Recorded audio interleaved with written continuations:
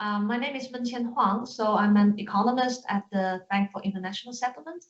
All the views are our own and not necessarily those of the BIS. Yeah, so now we have the slide on. Maybe we can just get going. Next slide, please. Thanks. So as you hear from the previous presentation, fintech lending is growing, and in this presentation, I would like to take you to another sort of more exotic segment of fintech lending.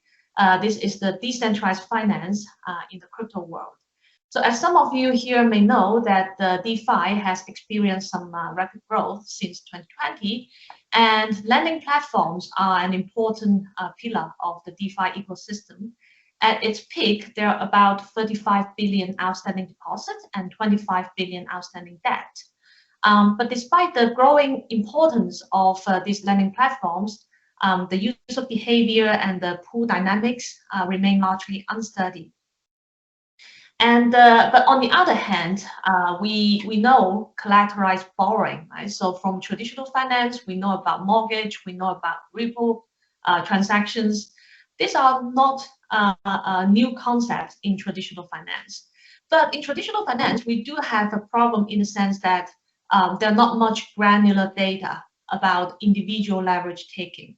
The benefit of this blockchain technology is that it provides ample data. So we can track all transactions on the DeFi lending platforms, and we can use this data to shed light on the leverage taking behavior. And on a side note, I would also like to sort of convince you at the last slide that DeFi lending potentially can be a new design for repo and securities lending. But when I talk about design for the DeFi lending market, this can be completely orthogonal to the underlying blockchain technology, because this kind of market designs, they are also potentially implementable with the traditional centralized ledgers that we are using currently. Next slide, please.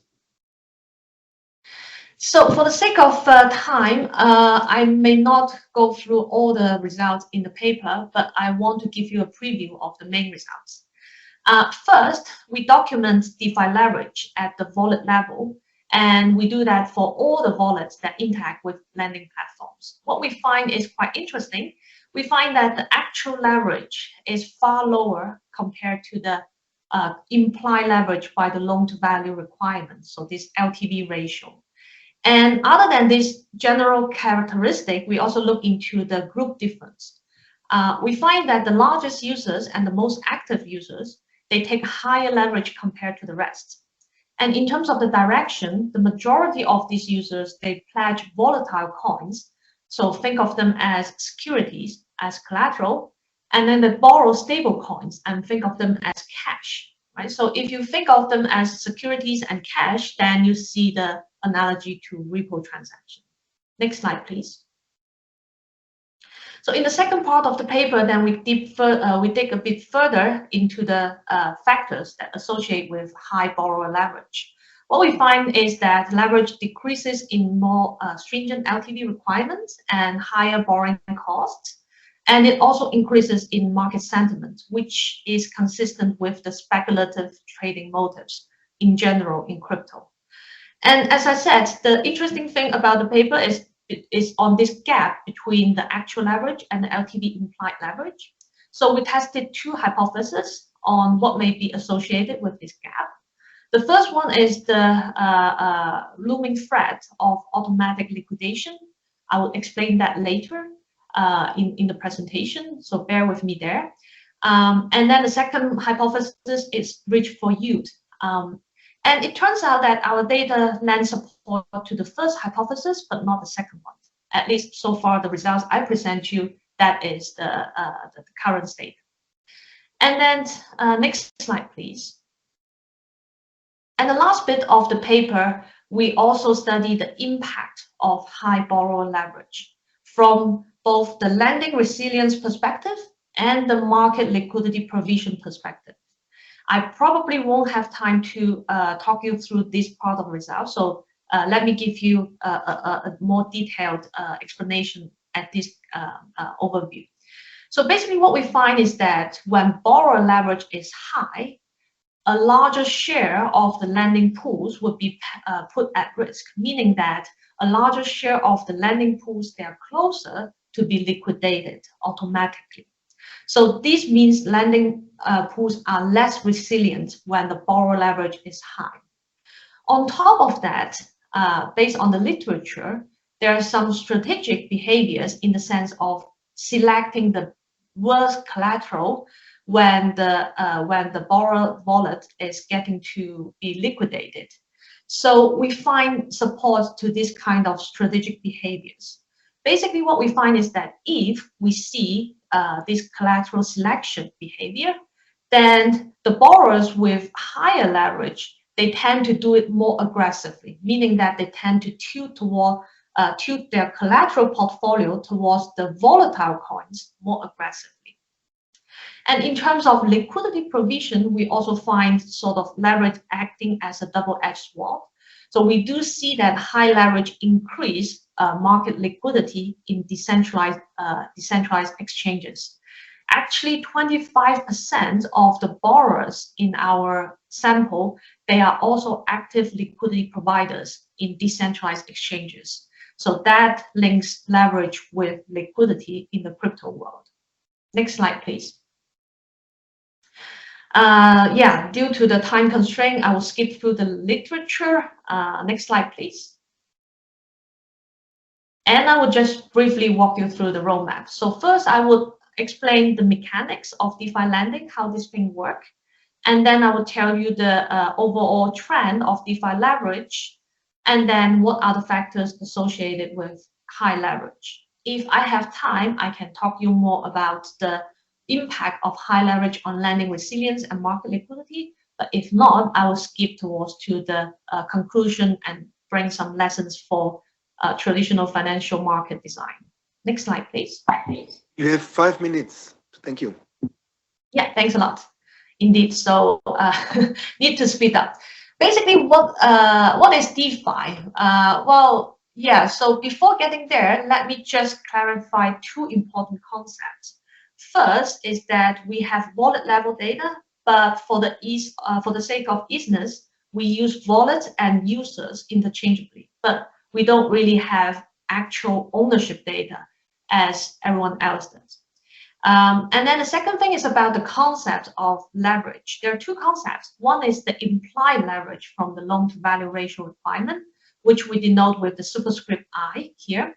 So look at the table, the first row and the first row in the table of USDC. So we see the loan to value ratio is 0.8, which means that there will be 20% haircut on the collateral, meaning that the maximum leverage that can be taken with USDC as collateral is 5 times, right? So this is the implied leverage, and this is determined by the risk management of the platform and the governance organization behind the platform.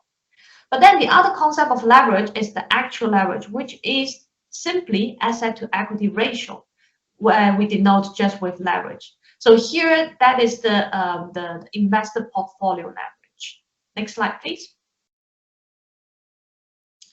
So how these things work is that, think of it as that you have a wallet on the blockchain, and then you can deposit volatile coins into a volatile coin pool and use the claim of this pool as collateral to borrow stable coins, right? So in this case, on the asset side, you will have volatile coin as deposits, and on your liability side, you have debt, which are stable coins. And then what you can do is to level up your exposure to volatile coins by using the borrowed stable coin to buy more volatile coins, right? So this is similar to a repo transaction. Next slide, please. But from the other direction, for the green wallets, you can also deposit stable coins and then use the claim of the stablecoin pool as collateral to borrow volatile coins. In that case, you have stablecoin deposit on your asset side and volatile coin debt on your liability side. Normally, people use this type of transaction to short sell to borrow volatile coins, or they are using this to borrow volatile coins for some voting purpose. Next slide, please. So That's how it works, and our data basically collected directly from the Ethereum blockchain and run through January 2021 to March 2023. So we basically calculate all the outstanding debt for each users and then outstanding assets of each users. So the panel A of this table shows you that in total we have 60,000 wallets, giving us 13 million observations. Meaning that for each wallet, there are around 230 days of active borrowing. And in terms of the size of the outstanding debt, we see that on average, it's very high, actually, about 600,000 outstanding debt, and in total, 1.2 million outstanding asset for an average wallet. Next slide, please. So this graph shows you the overall trend of a typical wallet's leverage. The blue line is the actual leverage, which is using the left-hand side scale. And you can see that the actual leverage range between 1.4 to 1.9 in our sample period. That is similar to hedge fund leverage after GFC. And then the dotted line, the black dotted line that use the right-hand scale gives you the implied leverage. And we can see that the implied leverage range between 3.5 to 4.7. So you can see the actual leverage is materially lower than the LTV implied leverage. The other observation we have here is that the actual leverage also tracks crypto price index, which is the dashed gray line here with some lag. Next slide, please. So given the limit of time, let me just walk you through this final result. That is about the factor associated with borrower leverage. Let's just focus on the first column where we take the full sample. We see that the actual leverage increase in the maximum allowed leverage by the LTV ratio. It decreased in the borrowing cost, meaning that lower leverage when borrowing cost is higher. And then this utilization measure measures the wallet's exposure to market sentiment, and you see that leverage is higher when the market sentiment measure is higher. And finally, I just want to draw you to the last two things, the volatility and the deposit rate. So in terms of volatility, that speaks to the hypothesis about automatic liquidation in DeFi leverage.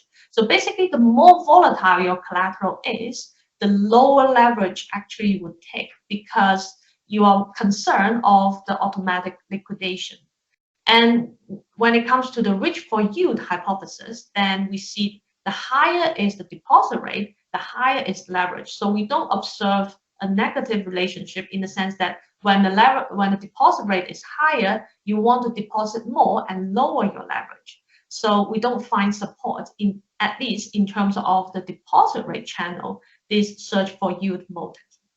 Given I'm running out of time, I will skip to, yes, I will skip, I would just run to the last slide. Please click to the policy implications.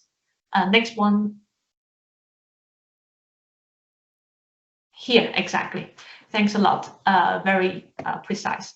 So all of this, the study about DeFi lending, you may just throw them away by saying that, well, but anyway, crypto is not relevant to mainstream finance, so why should we care? Well, I would still want to convince you that we should care about this segment, not least because the ample data it provides. It's really the fantastic laboratory where people can observe how dealer activities and leverage taking activities unfold in stress time, in normal times, across different types of groups.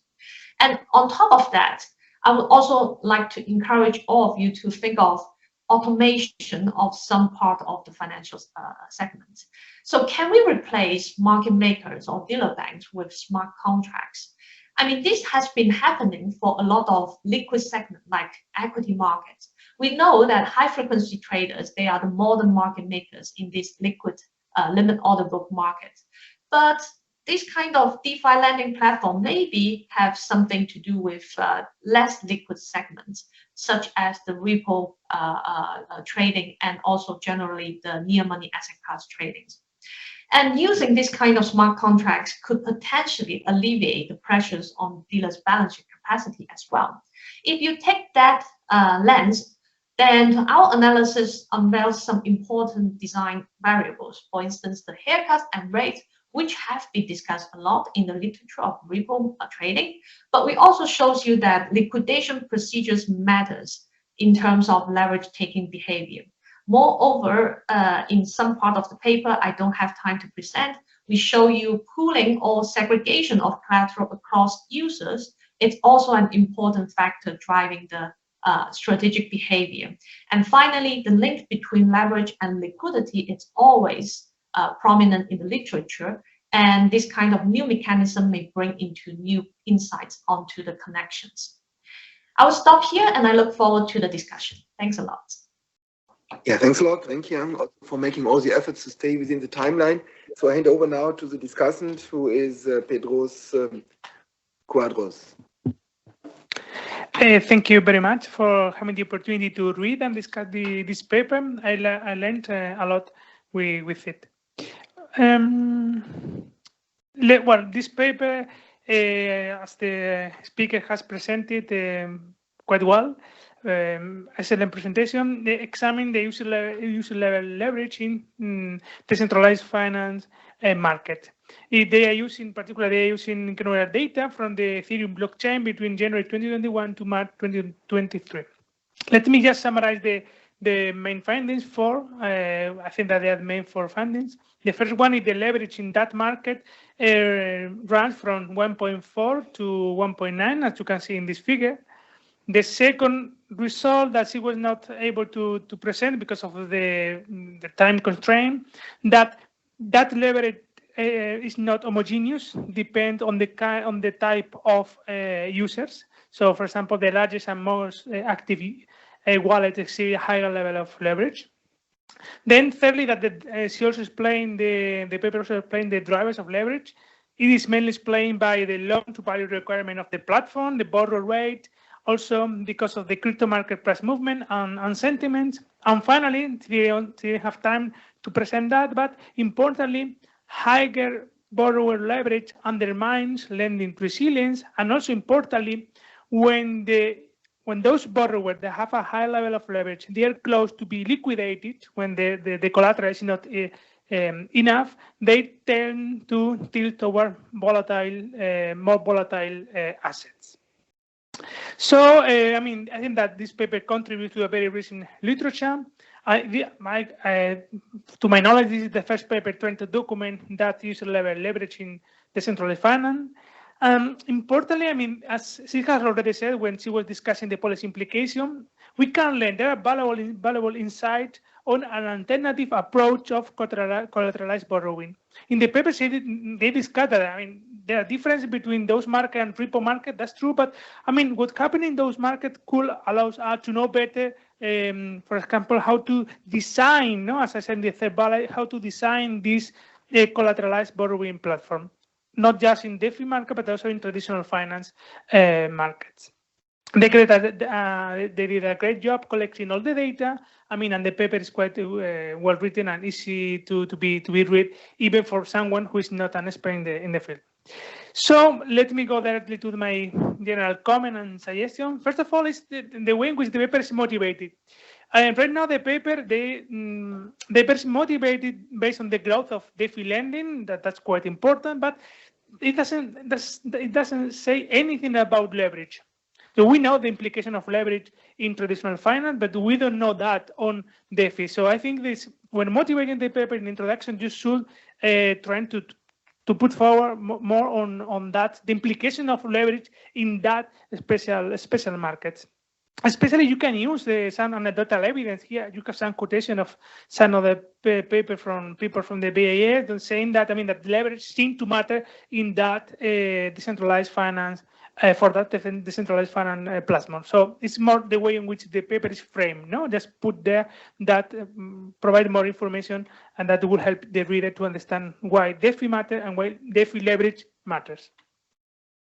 My second comment, they are examining the leverage using the asset to equity ratio. And as you can see in the slide, there are But in the asset side, there are other tokens. We don't know anything about what are those other tokens. So please, could you clarify what this other token on the asset side refer to? What percentage of the total asset do they represent? And why I think this is important? Because my concern was, to what extent an increase or decrease in the value of those other tokens is affecting the level of leverage. So imagine that the deposit, the asset that you are using as a collateral, they do not change the value, but those other tokens that I guess maybe there you can find non-fungible token or something like that, they change the value, and you see that leverage change, which is not driven by the crypto asset, but by other digital assets. So to what extent they are representative? Maybe they are just 10% of the total asset of the user, but I think you need to be more transparent on that. Then, well, having a look to the data, I think at the end you are just examining the leverage of large crypto investor. I mean, here you have the data. On average, the user daily outstanding assets around 1.2 million. So, I mean, I think that you need to be transparent on that. Just when you are trying to put in putting forward your implication, because I mean, we have seen that large investors are different from retail investors, and they are particularly different also in the crypto market. We have seen, and there are papers they have shown that those losses in the crypto market, the largest losses were experienced by retail investors. So, I mean, if you only have large institutional investors, let's say that, no problem. But if there are both of them, try to disentangle, try to differentiate which one are the retail and which one are the largest one, the institutional investor, because they could behave differently. Because of the institutional investor, they are better informed. Then another comment, I mean, she didn't have time to refer to that, but she classified the users, and she was in order to classify the users in terms of how large are they, the activeness, and if they are the earliest one using the crypto. And she's using the paper they're using 1,000 users in each group. There is nothing. I mean, that number comes from nowhere. So it's strange. Why 1,000? Why not 2,000? Why not? I mean, I think that it's more standard to use more the percentile, no? The first or the fifth percentile of the largest, the largest user of the one who are more active. But that number comes from nothing. And importantly, when you check the number of observations, if in each group there are 1,000 users, why there are so different number of observations in each group? That is awkward.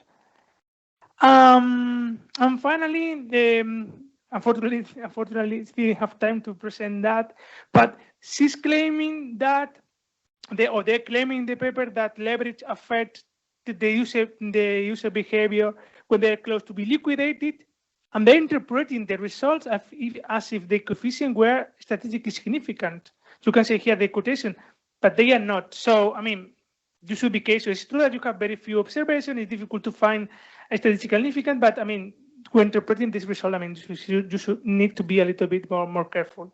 And then, I mean, they have minor comment, but I mean, I don't have time, so I will be happy to send the slide to you. And even if you want to have an online meeting, I mean, I'm totally happy to let you know more about what I have thought about the paper. But I mean, great paper, very well written, contributes to the literature. Not every paper contributes to the literature. This one contributes. So good luck with the publication process. Thank you. Yeah, thanks a lot, Pedro, also for keeping the time very well. My common trick now to postpone the questions to the coffee break doesn't work because the presenter is online. So I'm happy to take one urgent question from the audience. Do you have any questions online community? Here there is one, please. Hello, and many thanks for this paper. Very useful. I just have a question related to the data and especially on the user side. If we see a big discrepancy, let's say, from retail institutionals, could have led to some more concrete results to differentiate between these groups. And I don't know if that easy to collect from this blockchain. And also, if that possible, again, to the data side to collect on the geographical appearance of the users, if we can see a specific region that specifically uses DeFi and especially more leverage. Thank you. Okay, if there are no further questions, then I hand back to you, Wenqiang, to respond to the discussant and this question. Thanks, Klaus. Thank you very much, Pedro, for this very useful discussion. I am with you almost on every point. Indeed, we need to motivate the paper a bit better. We are in the revision and process. So yeah, so thanks a lot. This would be very useful. And just to answer some of your questions, yeah, maybe let me start with the last one, the statistical significance. So actually the brackets, they are t-stats. So they all are significant, but yeah, but I did not mark the stars there, but we should clarify that. And in terms of why the number of observation varies across different groups, the main reason is because not all of them are active along the whole period. So for those ones, yeah, as you can see, the most active ones, and also the earliest ones, there are more active days, so that's why the number of observation higher for these groups. But we should standardize that and also clarify that indeed. And then on the difference across large investors versus retail investors, and also I think yeah, the audience also mentioned that. We would like to do more on that, but we have to strike the careful balance between before overstretching ourselves, basically, because we don't really have ownership data. And also to the audience question about geographical distribution, we don't really have that information in terms of which wallets are from users in which area, because yeah, we only observe the transactions instead of the ownership. So for the large wallets, it's possible that they are institutional traders.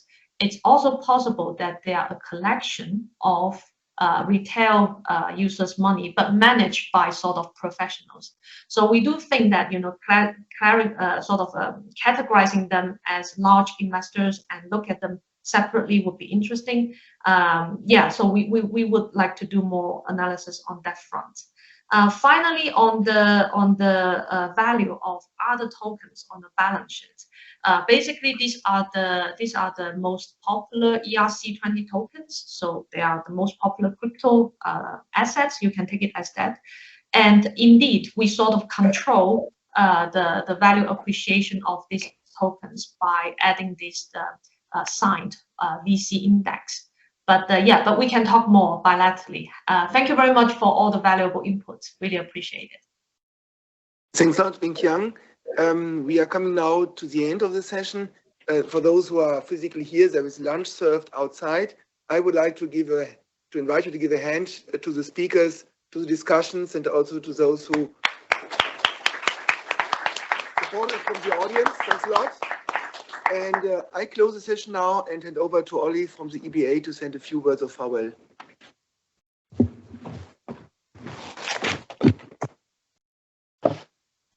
Yeah, thanks a lot, Klaus. I think Klaus essentially summarized it already more or less completely. So just thanks very much for all the speakers, discussants, chairpersons, and our keynote speakers. Lunch is served outside, so I think this brings to the two-day conference to an end. And indeed, I think we can all agree with our keynote speaker this morning that what's happening around us these days is not watching paint dry. Yeah? So welcome back next year again, and thank you very much for joining us this way. Thank you.